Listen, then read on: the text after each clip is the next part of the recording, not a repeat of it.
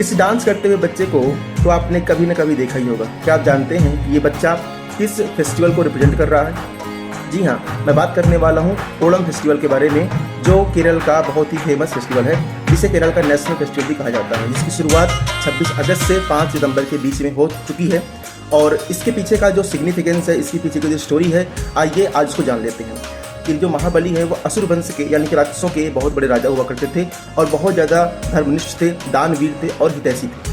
और उनकी ख्याति इतनी ज़्यादा बढ़ने लगी, देवताओं को भी कहीं ना कहीं डर लगने लगा कि कहीं ना कहीं ऐसा ना हो कि हमारी सत्ता भी खतरे में आ जाए। इसके लिए उन्होंने विष्णु भगवान से प्रार्थना करी और विष्णु भगवान से प्रार्थना करने के बाद वामन अवतार होता है। जब वामन अवतार होने के बाद उन्होंने राजा बलि से 3 पग धरती मांगी और जब राजा बलि ने अपने दान वीरता के कारण उन्होंने हाँ बोल दिया तो भगवान विष्णु ने अपने अवतार को बढ़ा करके बहुत ज़्यादा विराट रूप धारण कर लिया। इसके बाद उन्होंने एक पैर में पृथ्वी को नाप लिया, दूसरे पैर में आकाश और स्वर्ग को नाप लिया। जब तीसरे पैर के लिए जगह नहीं बची तो राजा बलि ने बोला कि प्रभु ये पैर आप मेरे सिर पर रख दीजिए।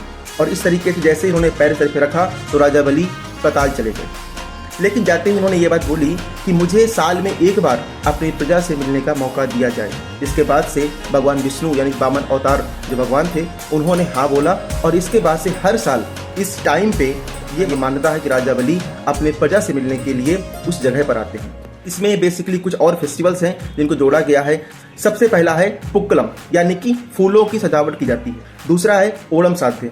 इसमें क्या होता है, केले के पत्ते में 20 तरह के खानों को सर्व किया जाता है। अगर आपने कभी केले के पत्ते में खाना खाया होगा, सच में बहुत ज़्यादा अच्छा लगता है।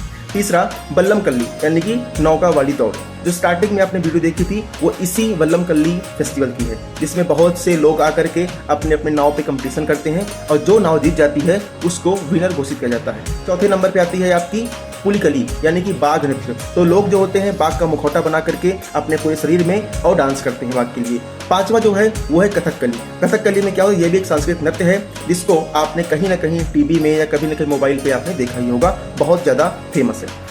ये त्यौहार सिर्फ हिंदू लोगों के लिए नहीं है, इसके साथ साथ इसमें ईसाई, मुस्लिम और हर धर्म के लोग, देश विदेश के लोग आकर के यहाँ पर अपनी एक यूनिटी को रिप्रेजेंट करते हैं। जैसे हमारा जो देश है डाइवर्सिटी में है बट फिर भी हम एक यूनिटी में रहते हैं, ऐसा ही एक ओणम फेस्टिवल है जो केरल को रिप्रेजेंट करता है और साथ साथ में पूरे वर्ल्ड के लोग का एक अट्रैक्टिव सेंटर बना हुआ है।